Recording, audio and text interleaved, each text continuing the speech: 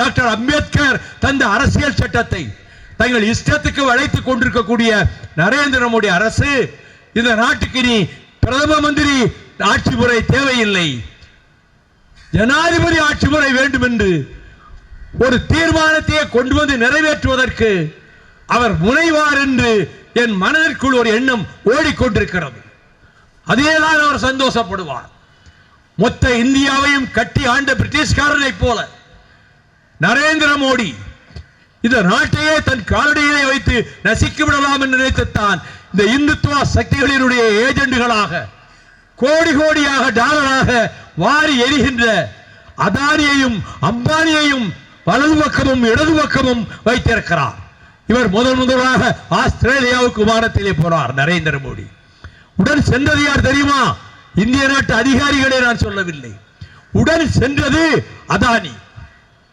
அதானியை தன் பக்கத்து இருக்கையிலே உட்கார வைத்துக் கொண்டு இந்திய நாட்டினுடைய ஏர்போர்ஸ் பிளேன், பிரதம மந்திரிக்காக ஒரு விமானம் இருக்கிறது, அந்த விமானத்தில் அதானியை உட்கார வைத்துக் கொண்டு ஆஸ்திரேலியாவுக்கு சென்று அங்கே இருக்கக்கூடிய வெளிவிவகாரத்துறை தூதர்களை அழைத்து இங்கே இருக்கக்கூடிய இந்தியன் பேங்க் அதிகாரிகளை வந்து என்னை பார்க்க சொல்லுங்கள். பார்த்தார்கள். 6000 கோடி ரூபாய் இதோ என் பக்கத்தில் இருக்கக்கூடிய அதானி அவர்களுக்கு நீங்கள் கடனாக கொடுக்க வேண்டும் என்று சொன்னார். அதே போல 6000 கோடி அதானிக்கு கொடுக்கப்பட்டது. அதற்கு இந்திய நாட்டினுடைய விமானத்தை பயன்படுத்தினார்.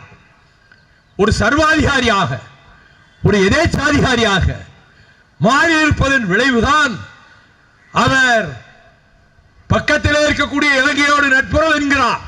நாளும் நம் மீனவர்கள் சுட்டுக் கொல்லப்படுகிறார்கள். படகுகள் உடைத்து நொறுக்கப்படுகின்றன. நல்ல படகுகளை கொண்டு போய் ஏலம் விடுகிறார்கள். நம் தமிழ் மீனவர்களை அங்கே உள்ள சிறைச்சாலைகளிலே அடைக்கிறார்கள். நாதி இல்லையா தமிழனுக்கு? தமிழர்கள் இந்த நாட்டின் குடிமக்கள் இல்லையா? குஜராத்திலே ஒரு பிரச்சனை என்றால் சீறி எழுகின்ற நம்முடைய நரேந்திர மோடி அவர்களை கேட்கிறேன். எங்கள் மக்கள் தூர தூர தேசங்களுக்கெல்லாம் 1000 ஆண்டுகளுக்கு முன்னாலே சென்றவர்கள், வென்றவர்கள். உங்களுடைய வடநாட்டு குப்தர்கள் படையோ மௌரியர் படையோ எதுவும் எங்கே தெற்கே காவிரி கரையிலே கால் வைத்ததே கிடையாது. அப்படிப்பட்ட வீர மரபுக்குரியவர்கள் எங்கள் தமிழர்கள்.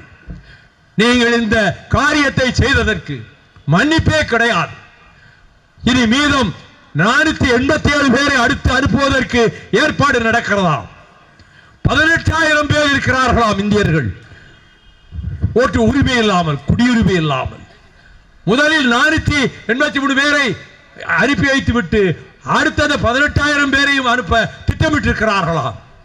இதை கடுமையான பிரச்சனையாக எடுத்து இந்திய அரசு இதை தடுக்கவில்லை என்றால் இந்த அரசு எங்கள் அரசு அல்ல, இந்திய மக்களினுடைய அரசு அல்ல. இது அதானியின் அரசு, அம்பானியின் அரசு, கோடீஸ்வரர்களின் அரசு. அப்படிப்பட்ட அரசுக்கு முட்டுக் கொடுக்கின்ற காரியங்களை இங்கே இருக்கக்கூடிய ராஜ்பவனத்திலே ஒரு பிரமுகர் இருக்கிறார். பெயரை உச்சரிக்க நான் விரும்பவில்லை. நம் நாட்டு வரலாற்றிலேயே இவ்வளவு மோசமான ஆளுநர் வந்ததே கிடையாது. அவர் இங்கே வந்து சட்டமன்றத்திலே தயாரித்து கொடுக்கப்படுகின்ற அவர் கவர்னர் உரையை மாற்றிவிட்டு அவர் இஷ்டத்துக்கு வாசித்து விட்டு தினம் அவரே முதலமைச்சரை போல நினைத்துக் கொண்டு ஒவ்வொரு இடத்துக்கும் செல்கிறார், பார்வையிடுகிறார், கருத்துக்களை பரிமாறுகிறார். இவர் இங்கே இருந்து தூக்கி எறியப்பட வேண்டும் என்பது மட்டுமல்ல, அறிஞர் அண்ணா மாநிலங்களவையிலே சொன்னது போல கவர்னர் பதவியே ஒழிக்கப்பட வேண்டும். இந்தியாவிலே கவர்னர் என்ற பதவியே இருக்கக்கூடாது, எந்த மாநிலத்துக்கும் இருக்கக்கூடாது. மக்களால் தேர்ந்தெடுக்கப்பட்டவர்கள் சட்டமன்ற உறுப்பினர்கள், அவர்கள் தேர்ந்தெடுத்துத்தான் ஒருவர் முதலமைச்சர் ஆகிறார். ரவி போன்றவர்களினுடைய தயவில் அல்ல, மக்களால் தேர்ந்தெடுக்கப்பட்ட எம்எல்ஏக்கள் அவர்கள் தேர்ந்தெடுத்துத்தான் ஒருவர் முதலமைச்சர் ஆகிறார்.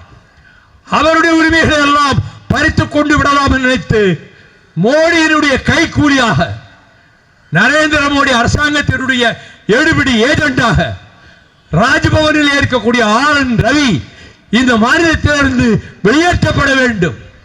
அதே போல மத்திய அரசு மன்னிப்பு கேட்க வேண்டும். நாங்கள் இதை உடனே பிரச்சனையை கொண்டு வராதற்காக இந்திய மக்களிடம் மன்னிப்பு கேட்க சொல்கிறேன்.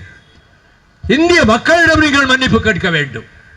இவ்வளவு கொடுமையான காரியங்களை செய்துவிட்டு நம்முடைய நாட்டிலும் சுதந்திரதாக உணர்ச்சி, நாட்டின் விடுதலைக்கு போராடியவர்களில் தமிழ்நாடு தான் முன்னிலையிலே இருக்கிறது. அந்த தமிழ்நாட்டு மக்களையும் சேர்த்து அங்கே விலங்குகள் பூட்டி கொடுமைப்படுத்துகிறார்கள் என்றால், சித்திரவதை செய்கிறார்கள் என்றால் நெஞ்சம் கொதிக்குதடி, ரத்தம் துடிக்குதடி. உங்களுடைய அரசு, பாழாய் போன நரேந்திர மோடி அரசு அடியோடு வீழட்டும். வருகிற தேர்தல்களிலே அடியோடு வீழட்டும். நாட்டின் ஜனநாயகம் காப்பாற்றப்படட்டும். மீதம் இருக்கக்கூடிய இந்தியர்களை இந்த நிலைமைக்கு ஆளாக்காமல் கொண்டு வந்து சேர்க்க பாருங்கள். இப்படி விலகி போட்டதற்கு முதலிலே எங்களிடம் மன்னிப்பு கேட்க வேண்டும். அதற்கு பிறகு அமெரிக்க அரசு மன்னிப்பு கேட்க வேண்டும். இதை சொன்னால் உங்களுக்கு முதுகெலும்பு இருக்கிறது என்று நரேந்திர மோடிக்கு சொல்வேன்.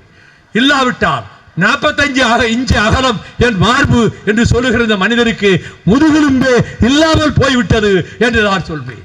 பாதகம் செய்பவரை கண்டால் நாம் பயம் கொள்ளலாகாது பாப்பா. மோதி மிதித்து விடு பாப்பா, அவர் முகத்தில் உமிழ்ந்து விடு பாப்பா. அண்மை செய்திகளை உடனுக்குடன் தெரிந்து கொள்ள இணைந்திருங்கள் எம் நாடு தொலைக்காட்சியுடன்.